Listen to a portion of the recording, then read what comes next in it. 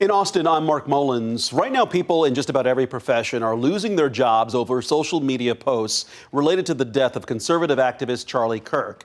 Now, students at public universities across the state are also facing consequences. A Texas Tech student was arrested after an altercation at a memorial for Kirk there. And Texas State University is facing pressure from the governor to expel a student.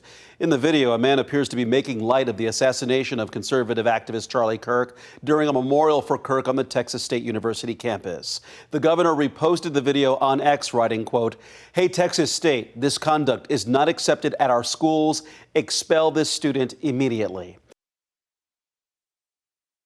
Kelly Damphus said the person is no longer a student at Texas State, writing, quote, "I will not tolerate behavior that..."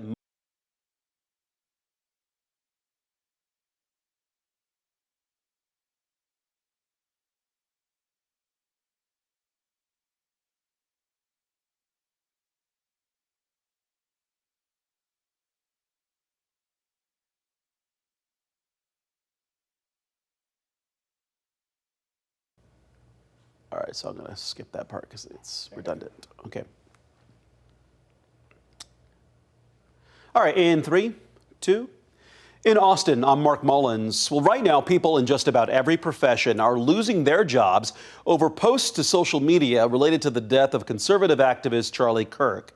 Now, students at public universities across the state are also facing consequences.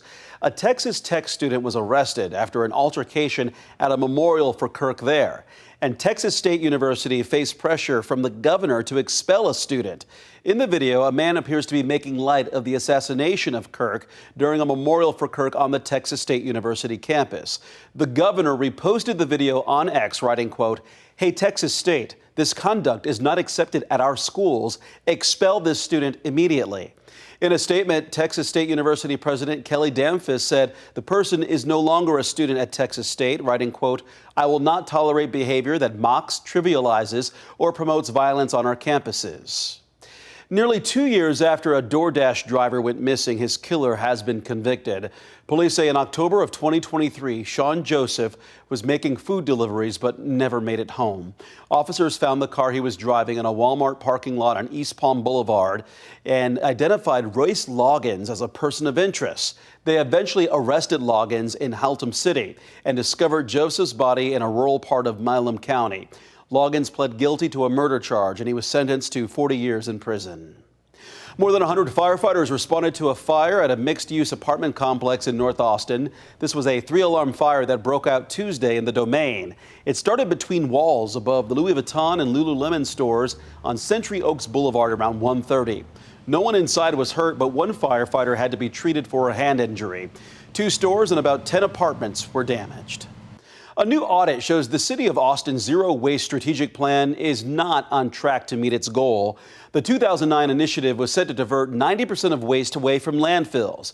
Jessica Shaw breaks down why they're not achieving this and what they could do to improve. Lowering the amount of trash in Austin landfills is like music to some people's ears. But the city isn't keeping up the tempo to achieve that. We've been hovering at somewhere between 35 and 40% diversion. So that's a far cry from the 90% that we're trying to get. That's coming from a city audit on the city's zero waste strategic plan. Back in 2009, the city made it a goal to divert 90% of waste from Austin's landfills by 2040. Quisales managed the audit. The main ways that we divert waste in the city is through recycling and composting.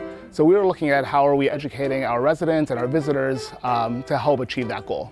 But Salas says over the last 15 years, that diversion number has plateaued. They say part of it could be due to confusion over colored bins. We have green bins for compost, blue bins for recycling, and then that kind of browny orange color for all of our trash. That's supposed to be the color coding that we use for everything. But across the city and in city buildings, some trash cans are different colors or don't have clear labels identifying what they are. And Salas says that can be confusing. Once you have compost mixed with recycling, especially if there's trash involved as well, then it's all contaminated and that all gets thrown away, so none of it gets diverted. Also, 85% of trash is hauled away by private companies where proper waste disposal education may not always be top of mind. So to keep the city's zero waste message in tune with their goal, here are some of the suggestions the audit team had. Coordinate both internally, so when you're working with the libraries, with the Parks Department, with City Hall, make sure that we're sending a consistent message about what can go where. He also suggests prioritizing zero waste projects, devoting the right resources to them, and have an idea of what they're working towards. City Councilman Ryan Alter says they are listening. We need to make it very clear, very easy to participate. That's thing number one. And materials are ever changing, so he says it's a chance to maybe rethink their end goal. That has led to our ARR, Austin Resource Recovery, raising the question of should we review our 90% target and have a more realistic goal. To keep up with the rhythm of the city.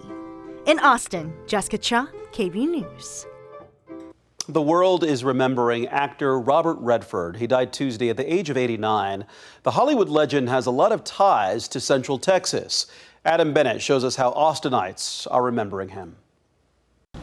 Robert Redford grew up in California, but he spent his childhood summers here in Central Texas. His mom's side of the family was from San Marcos and Austin. In fact, he learned how to swim here at Barton Springs as a kid before working to protect it as an adult. In the heart of Austin, Barton Springs is the place hundreds of thousands of annual visitors bask in the warm sun and plunge into the cold, spring-fed pool. I remember very clearly the first time I went in, about 5 years old. I think I had a subliminal understanding of what cardiac arrest was. That includes late actor Robert Redford. He spent childhood summers with family in Central Texas. I did learn to swim here. I think that's gotten taken a little bit out of proportion. Some people think that's the only reason I'm here is that I want to keep my swimming hole. It's not. Instead, Redford worked to preserve it for everyone. You see him speaking here outside the pool in the early 1990s. He campaigned to limit harmful development. One of the things he always said was, you have to make it personal. Bill Bunch with the Save Our Springs Alliance led that effort, which Austin voters later approved. The waters remain incredibly beautiful and safe for swimming and for aquatic life, in significant part because of his work. I see the same thing happening in communities all over the country. Redford was also an executive producer of the 2007 documentary, The Unforeseen. It's about the battle over Barton Springs. He stopped in Austin to promote its release. It's a very special film for me. Laura Dunn directed it. So wonderful, he was so grounded. On Tuesday afternoon at Barton Springs, Dunn reflected on years of conversations with a man she called kind, generous, and thoughtful. It was really important to him that when we talk about Barton Springs and all the politics that we include voices with whom he would disagree, and that we look at the complexities of the issues and how it affects different people. A legacy of environmentalism. That's what he'd want us to be talking about, not him, but the springs. In a place that inspired it. Adam Bennett, KVUE News. And quite a legacy for so many to enjoy still. Those are the headlines in Austin. I'm Mark Mullins.